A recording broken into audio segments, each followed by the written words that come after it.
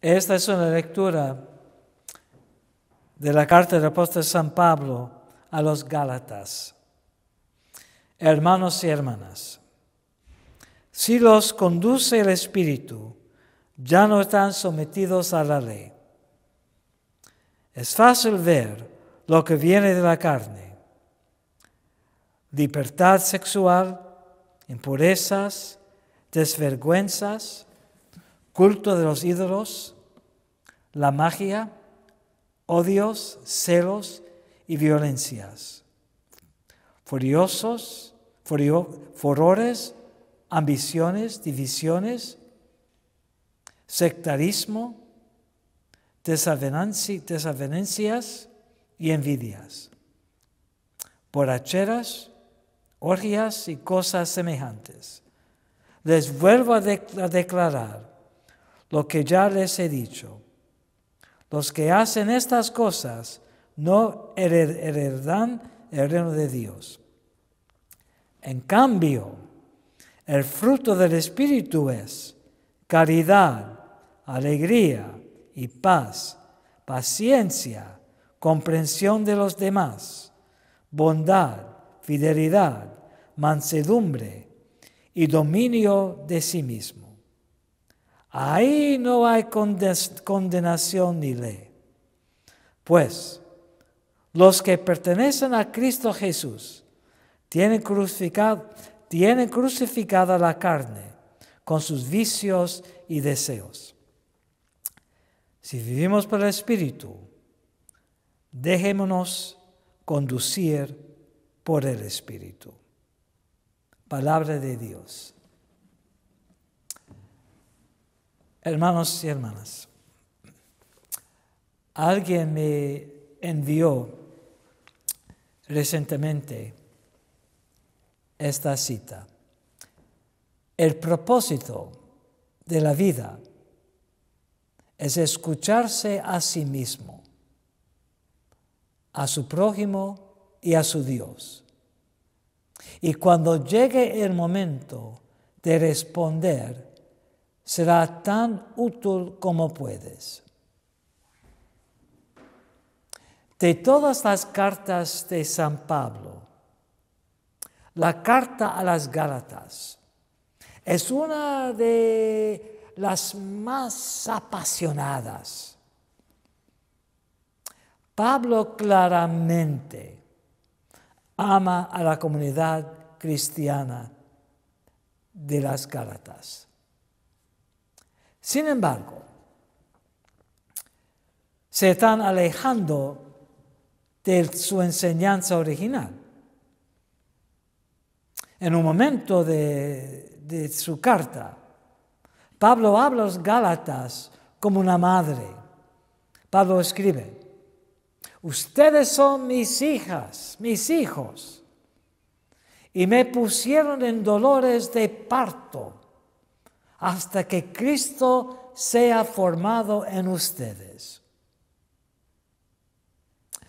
Pues a lo largo de la carta a los Gálatas, Pablo enseña que somos guiados por la carne o por el Espíritu. Vivir en la carne significa vida con Cristo, vida sin Cristo crucificado y resucitado. La carne es la vida sin Cristo, mientras que la vida en el Espíritu debe estar centrada en Jesucristo. Entonces, ¿cuál es la cualidad de la vida en la carne? En el capítulo 5, San Pablo nos dice que la vida en la carne significa idolatría, hostilidad, celos, arrebatados de ira, envidia, rivalidades, egoístas. En otras palabras, la vida en la carne debe ser egocéntrico, concentrándose en sus propias necesidades, placeres y opiniones. Por el otro lado, estas son las cualidades de la vida en el Espíritu Santo: amor, gozo, paz, paciencia, generosidad, fe, mansedumbre, castidad. ¡Qué diferencia! Esto me lleva a la cita con que comencé esta reflexión. ¿Qué significa realmente la vida en el Espíritu? En la última instancia, la vida en el Espíritu significa escucharse a sí mismo, escuchar a los demás y escuchar a Dios. Significa responder a las necesidades de los demás lo mejor que pueda. Y finalmente significa responder al llamado de Dios en nuestras vidas, en cualquier forma que esta llamada toma.